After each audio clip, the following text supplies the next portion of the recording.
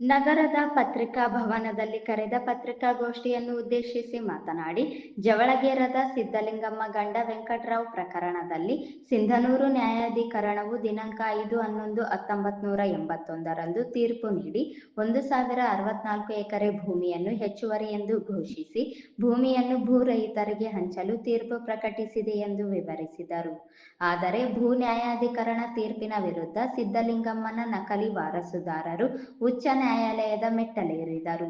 1981ರಲ್ಲಿಯೇ ಉಚ್ಚ ನ್ಯಾಯಾಲಯವು ನ್ಯಾಯಾಧಿಕರಣ ತೀರ್ಪಿಗೆ ತಡೆಯಾಜ್ಞೆ ನೀಡಿ ಇಡೀ ಪ್ರಕರಣವನ್ನು ಮರು ವಿಚಾರಣೆ ಮಾಡುವಂತೆ ಆದೇಶ ಮಾಡಿದೆ. ಸಿದ್ದಲಿಂಗಮ್ಮ ಗಂಡ ವೆಂಕಟರಾವ್ ನಾಡಗೌಡ ಅಂತ ಹೇಳಿದ್ರಲ್ಲ, ಇದು ಹೆಚ್ಚುವರಿ ಭೂಮಿ. ಆಮೇಲೆ ಇವರಿಗೆ ವಾರಸುದಾರರಿಲ್ಲ. ಈ ನಾಡಗೌಡರು ವಾರಸುದಾರರು ಅಲ್ಪ ಇಲ್ಲ, ಅವರು ಇಂಡಿವಿಜುವಲ್ ಪ್ರಾಪರ್ಟಿ ಅಂತ ಡಿಕ್ಲೇರ್ ಮಾಡಿದ್ದಾರೆ. There is no successor. ಹಾಗಾಗಿ ಎಲ್ಲ ಪುರಾವೆಗಳು ವಿಚಾರಣೆ ಮಾಡಲಿಕ್ಕಾಗಿ 1064 ಎಕರೆ ಹೆಚ್ಚುವರಿ ಭೂಮಿ ಅಂತೇಳಿ ಜಜ್ಮೆಂಟ್ ಆಯಿತು. ಇಮಿಡಿಯೇಟ್ಲಿ ಹೈಕೋರ್ಟಿಗೆ ಹೋಗಿದ್ರು ಏನಂತ, ಸೊ ಈ ಆರ್ಡರ್ನ ಪಾಸ್ ಮಾಡಿಸಲಿಕ್ಕೆ ನಮ್ಗೆ ಅನ್ಯಾಯ ಆಗಿದೆ, ಸಾಕಷ್ಟು ಕಾಲಾವಕಾಶ ಕೊಟ್ಟಿಲ್ಲ, ಕಾಲಾವಕಾಶ ಬೇಕು ಅಂತ ಹೈಕೋರ್ಟಿಗೆ ಹೋದರೆ ಇಲ್ಲಿ ಮತ್ತು ಬೇರೆ ಕಡೆಗೆ ಎಲ್ಲ ಕಡೆಗೆ ಭೂಮಿಗಳಿಗೆ ಜಲ್ದಿ ಆಯಿತು. ಸಿಂಧೂರು ಒಂದೇ ಲೇಟ್ ಆಯಿತು. ಇದೇ ಪ್ರಕರಣ ಕಾರಣಕ್ಕೆ ಸಿಂಧೂರು ಭೂಮಿಯಲ್ಲಿ ಮುಂದಿರೋದು ಲೇಟ್ ಆಯಿತು ಅಂತ ನಾವು ಭಾವಿಸ್ತೀವಿ. ಆದರೂ ಪರವಾಗಿಲ್ಲ ಅಂತ ಈಗಾಗಲೇ ಸಿಂಧೂರಿನಲ್ಲಿ ಭೂ ನ್ಯಾಯಾಧಿಕರಣ ರಚನೆ ಆಗಿದೆ. ಸಾಮಾನ್ಯವಾಗಿ ನಿಮಗೆಲ್ಲ ಗೊತ್ತು, ಅದಕ್ಕೆ ಅಷ್ಟೇ ಪ್ರೆಸಿಡೆಂಟ್ ತಹಶೀಲ್ದಾರ್ ಅವರೇ ಆ್ಯಕ್ಚುಲಿ ಮೆಂಬರ್ಶಿಪ್ ಇರ್ತೀವಿ. ಇನ್ನು ಸರ್ಕಾರದ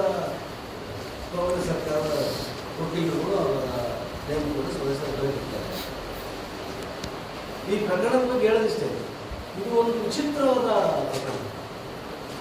ನಮ್ಮ ಅನುಭವದಲ್ಲಿ ನನಗೆ 35-40 ವರ್ಷ ಆಗಿದೆ ಹೋರಾಟಗಳಲ್ಲಿ, ವಿಶೇಷವಾಗಿ ಹೋರಾಟದಲ್ಲಿ ಲ್ಯಾಂಡ್ ರಿಫಾರ್ಮ್ಸು, ಲ್ಯಾಂಡ್ ರೆವೆನ್ಯೂ ಸಂಬಂಧಪಟ್ಟಂಗೆ ಕೆಲಸ ಮಾಡ್ತಾ ಬಂದಿರೋದ್ರಿಂದ ನನಗಿದ್ದ ಅನುಭವವನ್ನು ಲೆಕ್ಕ ಹಾಕಿದರೆ ಇಂಥ ಪ್ರಕರಣ ಭೂಸುಧಾರಣೆಯಲ್ಲಿ ಇದರಷ್ಟು ವಿಚಿತ್ರವಾದಂಥ, ಇದರಷ್ಟು ತಿಳಿಸಲ್ಪಟ್ಟಂಥ, ಇದರಷ್ಟು ಮೂಲೆಗುಂಪಾದಂಥ ಪ್ರಕರಣ ರಾಜ್ಯದಲ್ಲಿ ಮತ್ತೊಂದು ಇರಲಿಕ್ಕಿಲ್ಲ ಅನ್ನೋದು ನನ್ನ ಭಾವನೆ.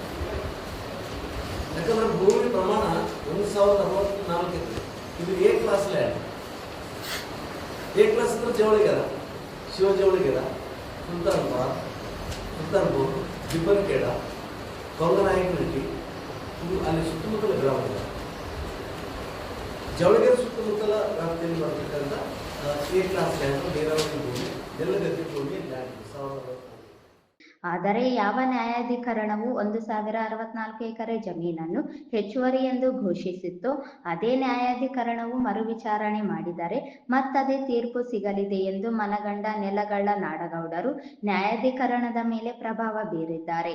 ಇದರ ಫಲಿತಾಂಶವಾಗಿ 1981ರಿಂದ 2025ರವರೆಗೆ, ಅಂದರೆ 44 ವರ್ಷಗಳ ಕಾಲ ಸದರಿ ಪ್ರಕರಣವನ್ನು ವಿಚಾರಣೆಗೆ ತೆಗೆದುಕೊಳ್ಳದೆ ಸದರಿ ಭೂಮಿಯನ್ನು ನಾಡಗೌಡರ ಕೈಗೆ ಕೊಟ್ಟು ಕಾನೂನಿಗೆ ದ್ರೋಹ ಮಾಡಿದೆ ಎಂದು ಕಿಡಿಕಾರಿದರು.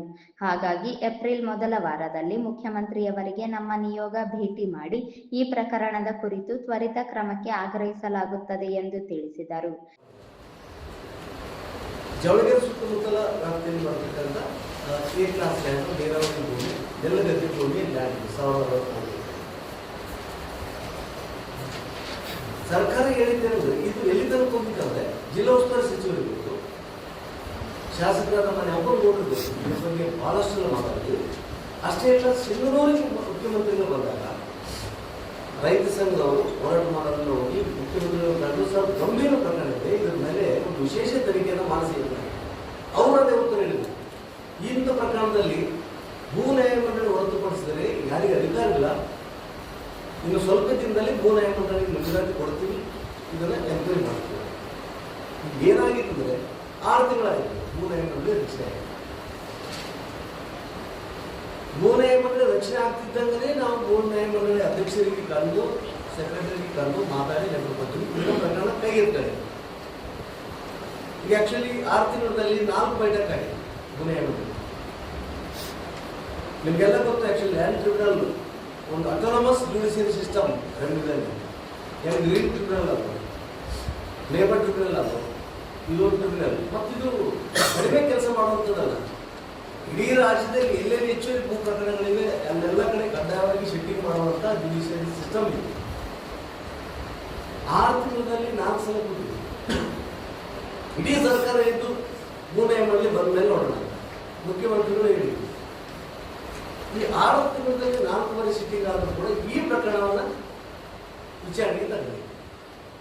ಬೈಠಕಾಗಿದೆ, ವಿಚಾರಣೆಗೆ ತಗೊಂಡಿಲ್ಲ ಅಂದ್ರೆ ಕರ್ನಾಟಕ ಸರ್ಕಾರ ಎಂದಿರುವ ಜಮೀನುಗಳಲ್ಲಿ ಭೂ ರಹಿತರನ್ನು ಕಟ್ಟಿಕೊಂಡು ಮತ್ತೊಮ್ಮೆ ಭೂ ಸ್ವಾಧೀನ ಚಳವಳಿ ನಡೆಸುವ ನಿರ್ಧಾರ ತೆಗೆದುಕೊಳ್ಳಲಾಗಿದೆ ಎಂದು ಹೇಳಿದರು.